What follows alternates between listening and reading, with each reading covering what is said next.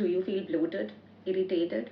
Your weight doesn't move, your hair is thinning, and your periods, are they painful and confusing? What your body is showing is actually estrogen dominance. Today, we are going to decode this from any and every angle, from your liver to your stress to your gut, with Ayurvedic wisdom. Now, what is estrogen dominance? Doesn't always mean you have too much estrogen. It means you have too much estrogen as compared to progesterone. Even if estrogen is normal on the paper, then if progesterone is low, estrogen becomes the dominant and thus causes the symptoms. What are the symptoms of estrogen dominance?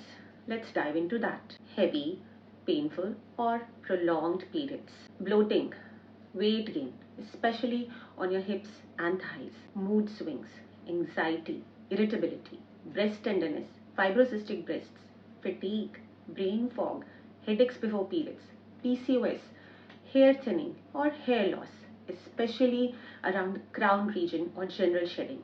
If you experience 3 or more of these regularly, your estrogen may be dominating your system. Now, what does a healthy, balanced estrogen feel like in your body? When estrogen is in balance with progesterone, your body and mind, they will feel in rhythm. You may notice that you are more calm and you have stable moods, smooth, regular, painless periods, glowing skin and healthy hair, normal weight and steady digestion, good libido, deep, restful sleep, feeling emotionally and physically feminine, grounded, and confident. In short, when estrogen is balanced, you feel more like yourself. Now, what are the root causes of estrogen dominance?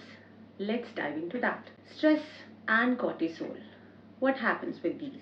When you are stressed, your body produces cortisol, the stress hormone. To make cortisol, your body uses the same raw material it uses to make progesterone. And what is that raw material? Pregnenolone. So, under stress, your body shifts towards the survival mode. More cortisol will utilize the pregnenolone and less progesterone. Less progesterone means estrogen dominance. In Ayurveda, stress increases the vata, then disturbs the rasadhatu and the manovahasrotas, leading to irregular cycles, anxiety, and hormonal chaos. Next, sluggish metabolism or liver function. Your liver is the organ that processes and removes used up estrogen from your blood. If your liver is overworked due to processed food, too much painkillers, sugar, toxins, late night, it can cause improper detoxification of estrogen.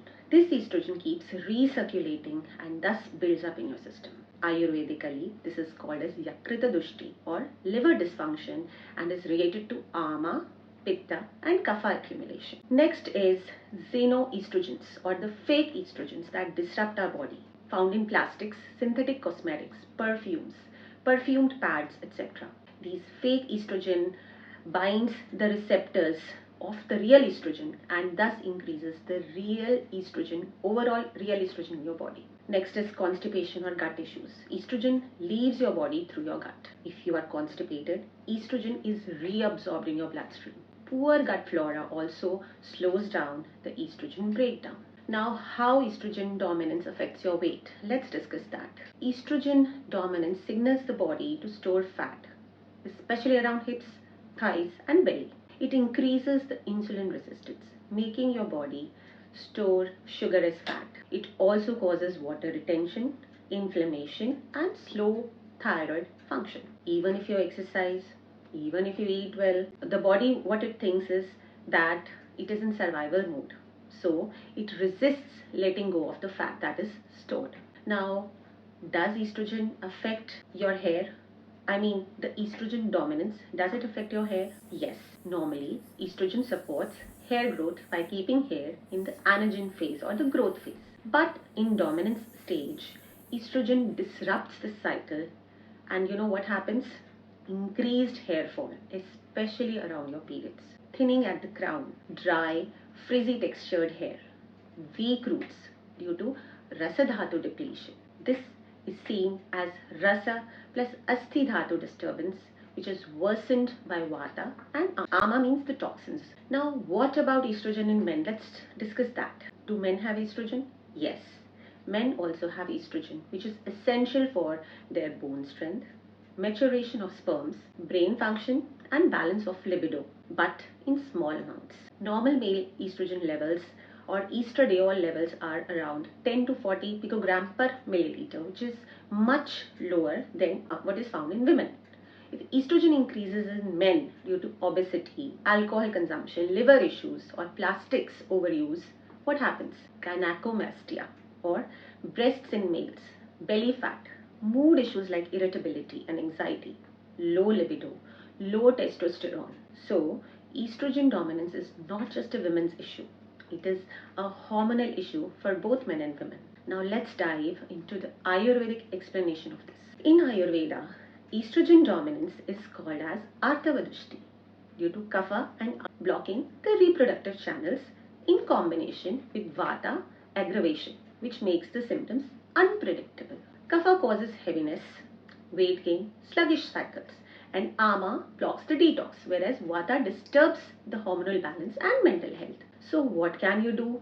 How can you heal naturally? Start your day right. No phone first thing in the morning.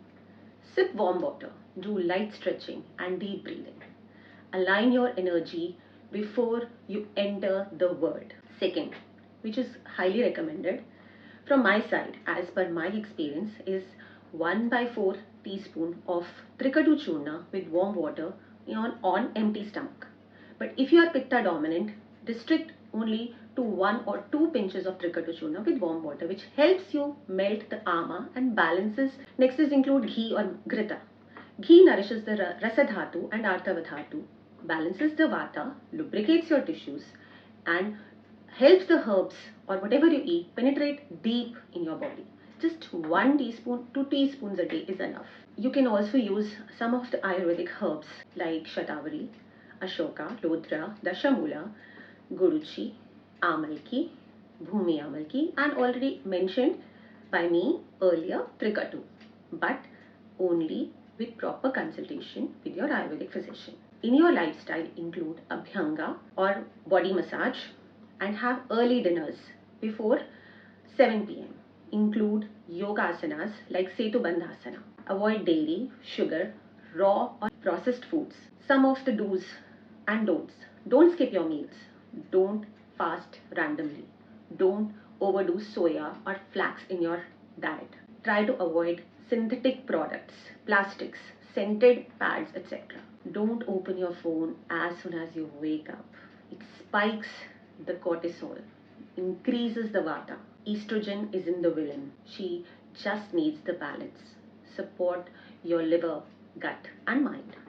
Nourish your dhatus and let Ayurveda help you remember how powerful, aligned, and graceful your body can be. So, if this video helped decode what your body has been silently screaming, comment below. I hear you. Like, share, and subscribe, because this is the space where real hormone healing actually begins. Thank you.